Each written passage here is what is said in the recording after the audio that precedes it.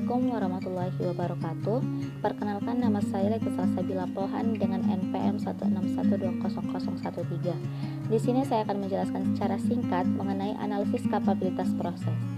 Analisis kapabilitas proses adalah suatu proses untuk menghasilkan produk atau jasa yang sesuai dengan kebutuhan konsumen atau spesifikasi yang diharapkan.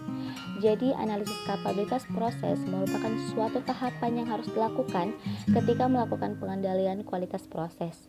Indeks kapabilitas proses ada beberapa, diantaranya adalah CP dan CPK, yang dimana proses ini sudah banyak digunakan oleh industri-industri manufaktur untuk menentukan pengukuran kuantitatif pada potensi-potensi proses dan kinerja.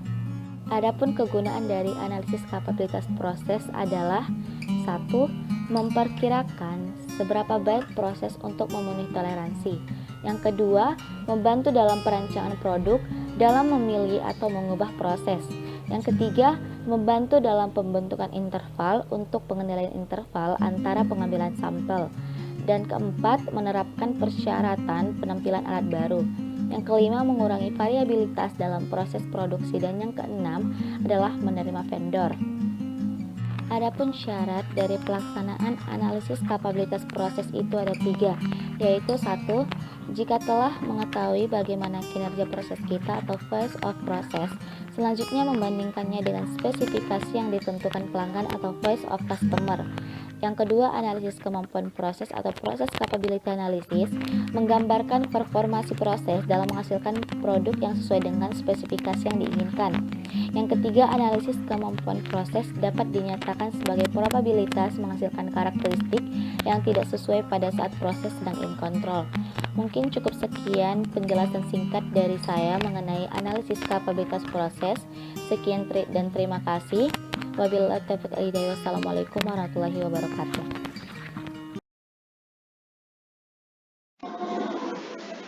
Baik, Assalamualaikum warahmatullahi wabarakatuh.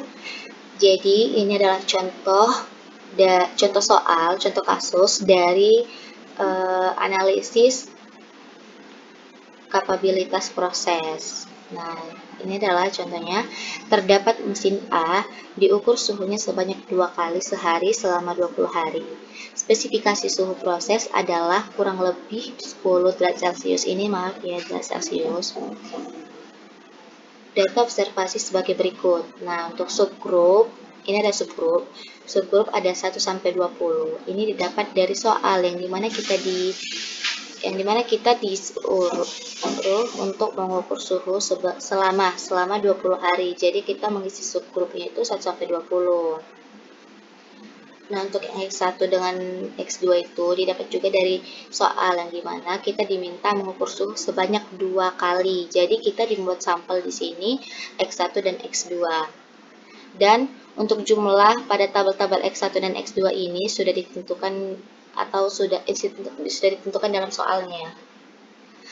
Nah, untuk yang X bar itu didapat dari penjumlahan X1 dengan X2 per 2. Contohnya kayak ini, baris pertama 205 ditambah 216 sama dengan 421 per 2. Per 2 itu didapat 2 itu dari jumlah total sampel. Di sini total sampel ada 2, jadi 421 per 2 sama dengan 210,5.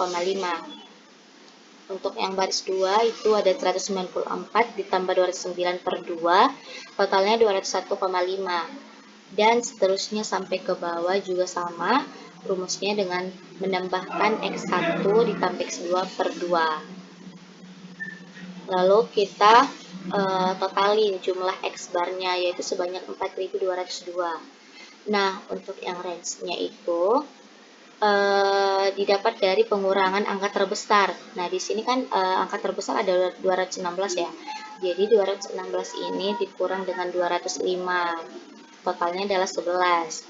Yang untuk baris 2 yang paling besar adalah 29. Jadi 209 dikurang 194 sama dengan 15, dan seterusnya sampai 20. Lalu kita tambahin kita totalin jumlah dari seluruh range ini yang totalnya sebanyak 224. Oke. Nah, untuk yang GT ini adalah garis tengah pada grafik. GT sama dengan X bar, maaf ini ada X bar ya. Sama dengan 4202 per 20. Nah, di sini itu 4202 itu didapat dari total X bar. Total X bar yang ini, total X bar dibagi dengan subgrup. Jumlah subgrup sama dengan 20. Jadi 4202 dibagi 20 sama dengan 210,1. Nah, untuk yang BKA itu garis atas pada grafik adalah 220 ditambah 10 sama dengan 230. Dan itu didapat dari soalnya kan ada spesifikasi subproses adalah 200 dan 10, 220 dan 10. Jadi pada BKA-nya kita menjumlahkannya, menambahkannya 220 ditambah 10 sama dengan 230. Untuk yang PKB garis bawah pada grafik itu sama saja dengan BKA, cuman kita hanya mengubah penjumlahan menjadi pengurangan, yaitu 220 dikurang 10 sama dengan 210. Baik, untuk yang range itu 224 per 20. Di sini itu 224 didapat dari total range pada tabel yang tadi. Nih, total range ini 224 dibagi subgrup 20 kan, sama dengan 11,2. Untuk D2-nya itu sama dengan 1,128. Itu dapat karena jumlah pengukurannya 2, maka N sama dengan 2. Nah, D2 ini kan totalnya 1,128. Ini sudah ditentukan pada tabel dan itu sudah mutlak. Jadi tidak bisa diubah lagi. Dan untuk simpangan baku itu rumusnya adalah R per D2 sama dengan 11,2 dibagi 1,128 sama dengan 9,93. Oke. Nah, untuk yang CP ini rumusnya adalah BKA dikurang BKB per 6 dikali simpangan baku.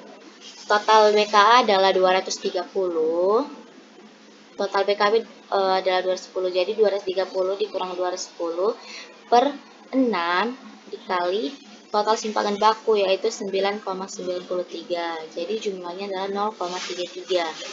Nah, untuk yang CPK itu rumusnya X bar, maaf ini adalah X bar dikurang BKB per 3 dikali simpangan baku, sama dengan total dari X bar adalah 210,1 dikurang 210, total BKB 210 ya, dibagi 3 kali 9,93 yang totalnya menjadi 0,003. Oke. Nah, untuk ini adalah grafik pada soal tersebut, grafik proses kapabilitasnya. Ini kita cari menggunakan aplikasi Minitab dan kita masukkan data-datanya sesuai dengan soal.